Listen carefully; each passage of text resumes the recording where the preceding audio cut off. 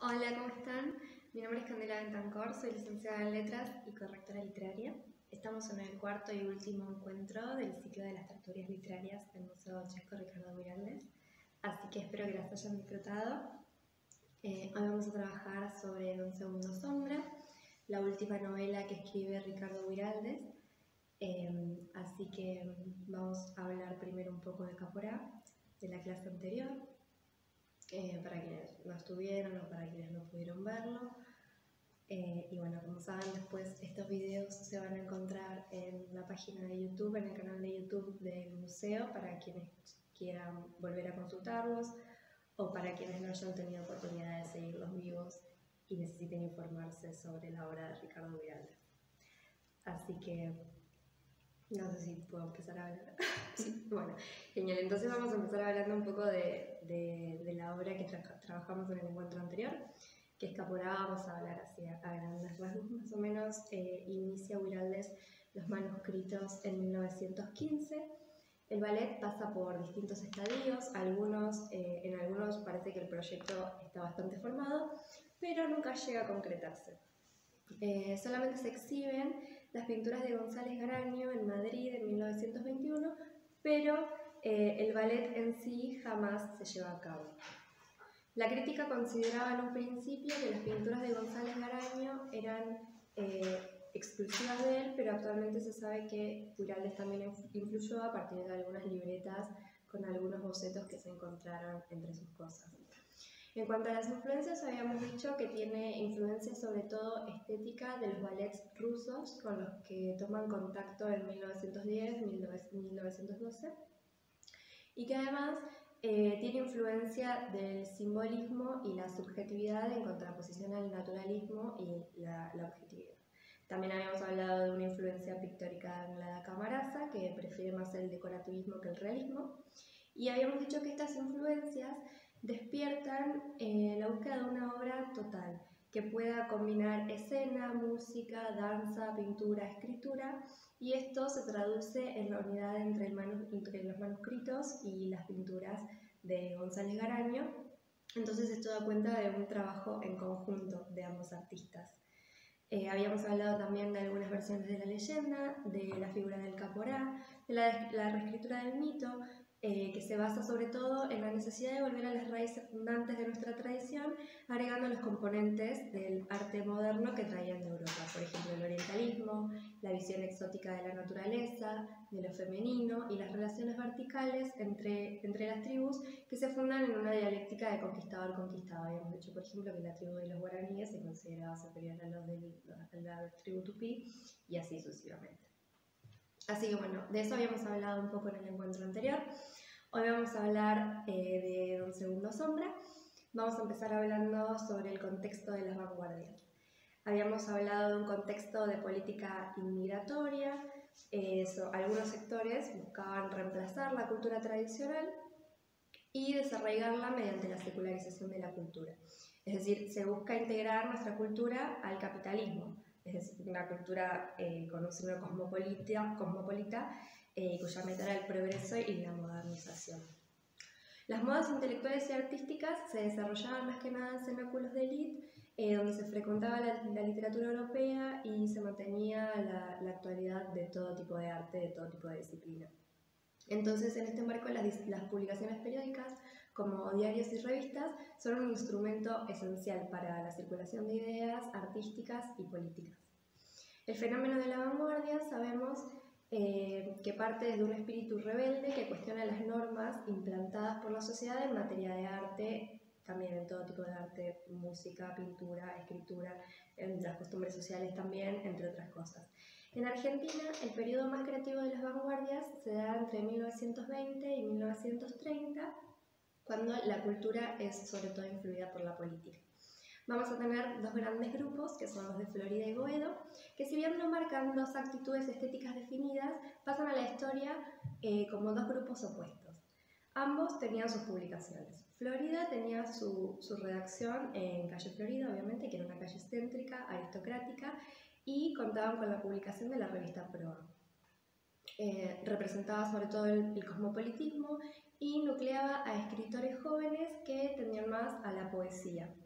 Estaban sobre todo seducidos por la vanguardia europea y también tienen la revista Martín Fierro, que tenía la sede en el centro de la ciudad y en general todos estos escritores eran distintos artistas, o sea, podían ser pintores también, por ejemplo, Azul Solar, en general algunos, así algunos nombres, Macedonio Fernández, Oliverio Girondo, Nora Lange. Todo este grupo se nuclea alrededor de Borges cuando él regresa a Europa. Y bueno, Ricardo Viraldes, claro que pertenecía al grupo de Florida. Entonces todos estos artistas solían reunirse en la cafetería Richmond o en algún café de la Avenida de Mayo. Por otro lado teníamos el grupo de Boedo, que cultiva sobre todo la prosa y ve en el arte un camino para la revolución social.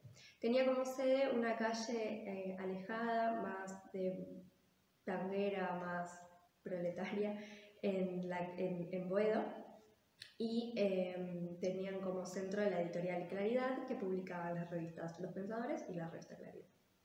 El grupo Bien, entonces la vanguardia argentina se fundamenta en esta oposición y se centra en dos formas de abordar lo nuevo. Por un lado, Florida se detiene en la novedad estética, mientras Boedo cree que el arte se puede poner al servicio del proletariado, y a la vez también ambos intentan legitimar sus objetivos frente a los modelos canónicos. Florida atacar el modelo modernista, realista y con residuos románticos, mientras que Boedo va a intentar ampliar la noción del público literario. Hablemos entonces un poco de los martinfierristas.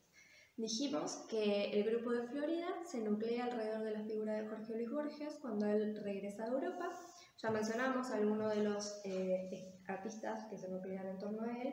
Uno de ellos también era Evar Méndez, que es escritor, ya lo habíamos mencionado también en algún encuentro anterior, y había sido fundador en 1919 de la revista Martín Fierro, en su primer periodo, que va desde 1919 a 1929. En 1923, el editor Samuel Glusberg lo convence de reeditar esta revista, entonces su segunda etapa va de 1923 a 1927. Sobre todo defendía los cánones del ultraísmo, pero abre también sus páginas a otras tendencias. Su objetivo era sobre todo promover la renovación poética y alentar en toda forma la literatura, más que nada para los jóvenes, que tenía esta intención de que la juventud participe de la literatura. La publicación expira hacia 1927, habíamos dicho, creo que en el primer encuentro habíamos dicho que el último tomo que publica la revista Martín Fierro es un número homenaje a Ricardo Viraldes por su éxito con Don Segundo Sombra. Bueno, y cuando expira esta publicación, expira porque algunos miembros, entre ellos Borges, eran integrantes del Comité Irigoyenista de Intelectuales Jóvenes y querían publicar un manifiesto apoyando la candidatura de Irigoyen. Evar Méndez se opone y entonces termina expirando la revista. Después el grupo de Florida se disuelve, uno de los factores es el político, hay algunos otros, pero uno de ellos también es la muerte de Ricardo Viraldes, ya que su casa era como un núcleo de todos estos artistas, y bueno, cuando él muere hay como un quiebre. Hablemos entonces un poco de Don Segundo Ramírez y la gestación de la novela. Iván Bordeloa refiere que Viraldes conoce a Don Segundo Sombra cuando tenía más o menos 13 años, él era un paisano, de sangre india y negra en generaciones muy cercanas, que llega a Areco huyendo de oscuros lapses, dice Iván Bordeloa. Si bien la figura que crea Ricardo Viraldes es sobre todo como un hombre solitario y alejado, dista mucho de esa figura, ya que Don Segundo Ramírez gustaba mucho de la compañía de la querencia, y además lo que más deslumbra a Viraldes es la capacidad que él tenía para narrar y contar historias, lo cual también hace que se gane el respeto de la gente del pueblo.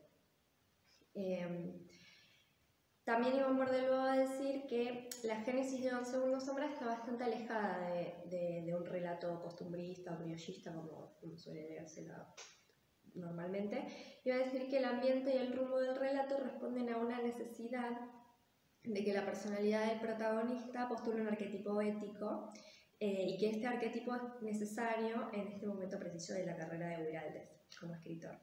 Entonces, en Don Segundo Sombra conviven la infancia y la madurez de Viraldes, su experiencia, sus recuerdos y sus aspiraciones. La escritura de la novela empieza hacia 1919, un poco en París, un poco en la porteña, un poco en las casas que habitaban en Buenos Aires. Y a Ricardo Buraldes le preocupaba bastante la unidad de la novela. Parece que tenía como un problema de sentarse y ejercer el ejercicio de la escritura.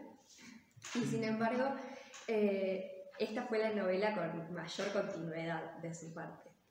Y bueno, tuvo un éxito rotundo. Borges la valoró y predijo ese triunfo de Un segundo sombra desde que la leyó su madre y que a su madre le encantó. Y también cuenta Bordeloa que los paisanos de la estancia recordaban con mucho cariño la manera en que Guraldes se quedaba con ellos y anotaba los giros expresivos y algunas palabras que le llamaban la atención para después ponerlas por escrito dentro de la novela. Así que en 1926 la novela ya estaba terminada y el 8 de julio de ese año se publica el segundo capítulo en un tomo de la revista Martín Fierro.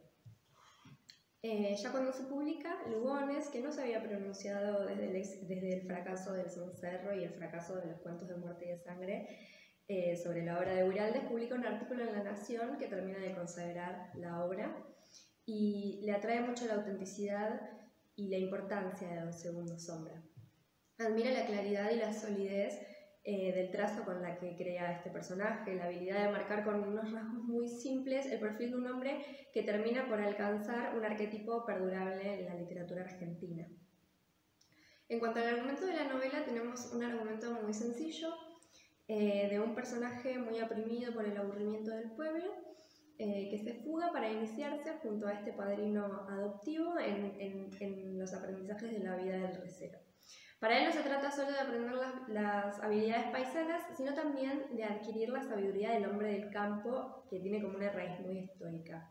Entonces, junto a Don Segundo Sombra, Fabio va a ir apuntando una serie de valores y normas de actuar. Por ejemplo, en un momento dice: también por él supe de la vida, la resistencia y la entereza de la lucha, el fatalismo en aceptar sin rezongos lo sucedido, la fuerza moral ante las aventuras sentimentales, la desconfianza para con las mujeres y la bebida, la prudencia entre los forasteros, la fe en los amigos. Entonces le va enseñando cuáles son las virtudes que hacen a un hombre, que hacen al gaucho. Finalmente este dúo se va a separar porque Fabio se entera de que su padre le ha otorgado un tutor, entonces se aleja del destino nómada de su padrino, pero ya es suya la herencia de un título que es el título del gaucho, que para él es ser más que un hombre, es gaucho. La estructura entonces va a ser súper lineal, las escenas se disponen de manera yuxtapuesta, la tensión va a ir aumentando solamente por el espacio abierto, que va a ir creciendo y abriéndose cada vez más con el avance de los dos protagonistas. Entonces, Bordeloa lo que dice es que la originalidad de Don Segundo Sombra radica sobre todo en la fórmula entre el ajuste y la síntesis de la cultura europea y de la experiencia vital de la infancia y la primera juventud de este personaje de campo en La Pampa. Entonces también va a decir que sí, en el cencerro teníamos la imitación de las formas extranjeras, aunque con contenido local, las formas que imitaba Guraldes eran sobre todo extranjeras. Después en Rosaura esa observación de lo local se va a convertir más como en un tono satírico. Más adelante Guraldes va a tener un intento de apresar los elementos originales de una y de otra tendencia, y esto se va a empezar a ver en Raucho y en Saimaca, pero que va a estar del todo no, delineado no es la palabra, sino que va a estar como más firme dentro de Don Segundo Sombra, o sea, en Don Segundo Sombra lo logra plenamente. Entonces hablemos un poco de Don Segundo y la inserción en la literatura de su época. Está bastante en consonancia con la literatura de su época. Por ejemplo, puede leerse como una novela de aventuras, donde sus dos personajes tienen sus dos características principales. Por un lado se excluyen los elementos emocionales y por otro lado se exalta al héroe. Con esta supresión de los episodios sentimentales también se elimina todo lo que es el mundo femenino, y de esta manera se va a exaltar lo que se consideraba puramente viril, como por ejemplo la fuerza, la resistencia, la tenacidad, el desarraigo. Por otro lado, la atmósfera de la época, estamos como en un periodo de entreguerras, esperaba también el advenimiento de un héroe solitario. Frente a la fragilidad del hombre, del orden establecido por causa de las guerras, vamos a tener como un nuevo resurgimiento del individualismo. Y además, la elección de la figura del gaucho responde a múltiples y contradictorias tendencias de la época, y esto va a permitir que varios grupos puedan sentirse identificados con esta figura y con este personaje, y eso asegura el éxito de la novela. Por ejemplo, para los intelectuales de grupos políticos pueden leerla como una protesta social. Para quienes necesitan un pasado heroico pueden leerlo como un mito nacional épico. Para quienes gustan de un estilo de vida más aristocrático, quizás encuentren un estilo más solitario. Incluso se toca lo que es el mundo adolescente, con todo este recorrido de Fabio, y alejado de los problemas de un país que todavía no está del todo consolidado. Entonces, la obra afirma la coexistencia de sensibilidades distintas que se van desdoblando a lo largo de la trama, pero que no comprometen su unidad. Entonces, ahora sí hablemos un poco de Dos segundos hombres y la vanguardia. En general, dijimos, se considera a Wiraldes como representante de la novela criollista, es decir, estas obras que son como más fundacionales de mitos nacionales, ¿no? Buscan más por ahí la problemática rural, la problemática indigenista, y cuando se lo relaciona con las vanguardias suele ser quizás como un hombre mayor que alentaba a estos grupos más jóvenes y quizás no publicaba tanto. Sin embargo, en Don Segundo Sombra nos encontramos con cuestiones que conducen a una idea de novela nacional y a la vez con perspectivas de vanguardia literaria de las dos primeras décadas del siglo XX en Europa y también en Latinoamérica. Don Segundo Sombra busca la tradición ubicándose en una frontera de universos y contextos. Esta frontera se va a manifestar en la figuración entre la relación del campo y la ciudad. Por ejemplo, cito: en las afueras del pueblo, a unas 10 cuadras de la plaza céntrica, el puente viejo tiende su arco sobre el río, uniendo las quintas al campo tranquilo. Entonces es claro el sentimiento de no pertenencia al espacio urbano que tiene Fabio, y esta posición va a estar marcada entre la cotidianeidad en la casa de las tías y el espacio en el campo abierto. Por ejemplo, otro fragmento dice: la calle fue mi paraíso, la casa mi tortura. Silva Alves dice que este procedimiento es frecuente en la novela y que revela un desplazamiento progresivo que se extiende desde la casa, desde lo cerrado, desde lo controlado, hacia el campo, que representa lo abierto, que representa la libertad y que representa la verdadera esencia de Fabio. Entonces, en un inicio nos vamos a encontrar con esta ruptura de frontera dentro del microcosmos de Fabio, lo que es la casa y lo que es la calle. La calle va a ser esa representación de la libertad, la calle va a ser ese lugar de libertad, mientras que la casa va a ser más un signo del proceso de modernización, de la civilización, de la urbanización, que es algo que lo somete y a lo que él rechaza. Entonces, encontramos un primer sentido para la idea de tradición, según Silva Alves, que es el binomio entre civilización y barbarie, que se va a marcar entre la frontera y el campo abierto. No va a ser una relación pasiva, sino que va a ser una relación crítica. Y por otro lado también encontramos la tradición en los artificios que usa Wiraldes para trabajar con la gauchesca y con el espacio del gaucho. Por ejemplo, la explotación de los relatos orales o las historias antiguas, ¿no? Don Segundo sabe contar historias que seducen a los oyentes. Tenemos dos cuentos que cuenta Don Segundo dentro de la novela. Por otro lado tenemos el recurso de la experiencia del viajero. Entre más experienciado el gaucho, mejor. El reconocimiento del saber del gaucho es otro de los artificios. Y este último artificio lo que hace es validar el saber que se transmite y le permite al protagonista, que es Fabio, iniciarse en su trayectoria de aprendizaje. Entonces, para Wiraldes, seguir esta tradición significa hacer una oposición, jugando con los rasgos formales, y a la vez también insertarse en el universo de un grupo de lectores que ya conocían este tipo de literatura. Entonces se inserta también en una literatura que ya estaba trabajada, en un tipo literario que ya estaba usado, que es el gaucho. Después también Wiraldes usa, por ejemplo, recursos efectistas como la memoria, ya que la novela se desencadena a través de un cúmulo de recuerdos que se conocen a partir de las memorias de este narrador protagonista, que llena de significación ese universo que recuerda Fabio. Las descripciones y las metáforas van a ser las innovaciones que hace Guiraldes. Vamos a hablar un poquito después de las descripciones y las metáforas, pero esas van a ser algunas de las innovaciones vanguardistas que hace Ricardo Guiraldes. Estos artificios escriturales insertan la novela en una línea de creación tomando la tradición literaria, pero a la vez señala sus diferencias con perspectivas de vanguardia. ¿Qué más? El diálogo de Guiraldes con la tradición gauchesca se corresponde más que nada con un juego con una afirmación de su carácter de escritor. Habíamos dicho ya que es su forma de integrarse al sistema literario nacional. Ya él está consagrado como autor. Otra influencia que podemos marcar es la influencia simbolista, ya que Fabio tiene esta influencia subjetiva, por un lado, de la memoria, y por otro lado, los simbolistas consideraban que el artista era un hombre de mundo, un hombre que no tenía raíces, un hombre que no se impone a lo cotidiano y que por eso logra ver belleza en cualquier lado. Lo mismo encontramos en la figura del gaucho. El gaucho es un hombre del todo, es un hombre que no tiene raíces. Entonces, lo novedoso en la novela de Guiraldes es la forma de vincular estas concepciones de la modernidad artística con el universo autóctono del gaucho. Es un poco lo que veníamos diciendo también en los encuentros anteriores, ¿no? Las formas en las que él vincula lo tradicional utilizando los modelos de vanguardia europea. Al mismo tiempo, este pasado simbólico del gaucho va a estar presente en la obra como una transposición de una idea. Entonces esto va a permitir que el gaucho sea un símbolo nacional, que sea un mito.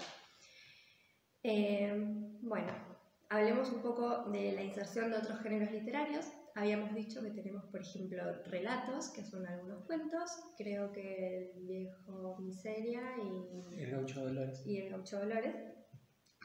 Y tenemos otros poemas de la tradición oral que son más bien coplas.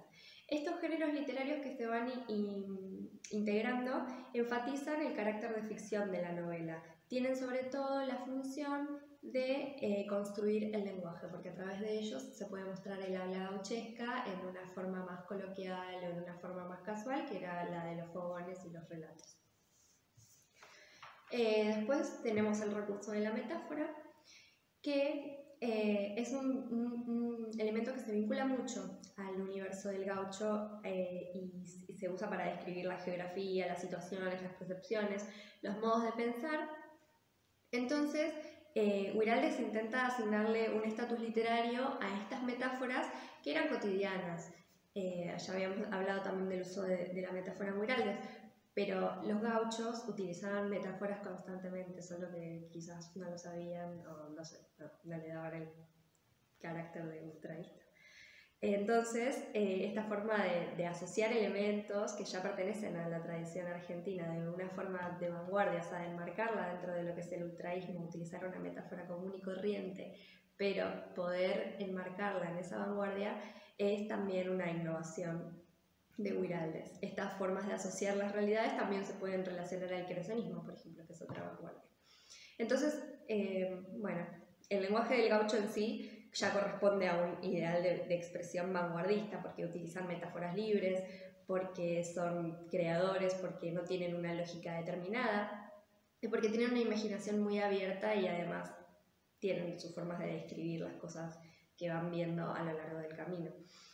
Por otro lado, podemos encontrar una conexión con el surrealismo en algunas de esas metáforas. Cito una, esto también lo dice Silva Gálvez y la cita la tomé de él. De pronto una franja azul entre las pendientes de dos médanos y reprechamos la última cuesta. De abajo para arriba surgía algo así como un doble cielo, más oscuro que vino a sentarse en espuma blanca a poca distancia de donde estábamos. Entonces ahí tenemos como elementos surrealistas. Después también se conecta con el cubismo, por ejemplo, como otra vanguardia, las formas de describir los paisajes, las situaciones dramáticas, porque hay como distintas focalizaciones que juegan con múltiples perspectivas y, cito, por ejemplo, como una vergüenza porque un golpe sentí el ridículo de mi espera. Y al azar solté por la cabeza del petizo un rebencazo. Experimenté un doloroso tirón de mis rodillas y desapareció para mí toda noción de equilibrio. Para mal de mis pecados, eché el cuerpo hacia adelante y el segundo corcovo me fue anunciado por un golpe seco en las asentaderas que se prolongó al cuerpo en desconcertante sacudimiento. Abrí grandes los ojos, previendo la caída, y echéme esta vez para atrás, pues había visto el camino subir hacia mí, no encontrando ya con la mirada ni el cogote ni la cabeza del petizo. Entonces vemos que hay como distintas perspectivas, ¿no?, del cuerpo de Fabio. Tenemos los brazos, las piernas, la espalda, la cara, y a la vez también hay focalizaciones en lo que hace el petizo. Entonces son como distintos focos que se describen en una misma escena. Por eso esa multiplicidad de ángulos se relaciona sobre todo con el cubismo, porque se logran apreciar las distintas posibilidades geométricas del ambiente de la pampa y cómo Uraldes logra construir con eso una escena. Entonces, nada, eso es todo lo que tengo para decir de Ricardo Uraldes. Podemos decir entonces ya que este vanguardismo es de madurez, que todo ese camino que él recorrió y que veníamos viendo con todas sus obras está ya, digamos, sus obras anteriores eran un anuncio que termina de formarse con 2 segundos sombra, que es su umbra cumbre, y bueno, espero que hayan disfrutado de los encuentros. Yo los disfruté mucho. Agradezco al Museo Ricardo Uraldes por esta oportunidad y espero que sigan participando con las próximas iniciativas del museo.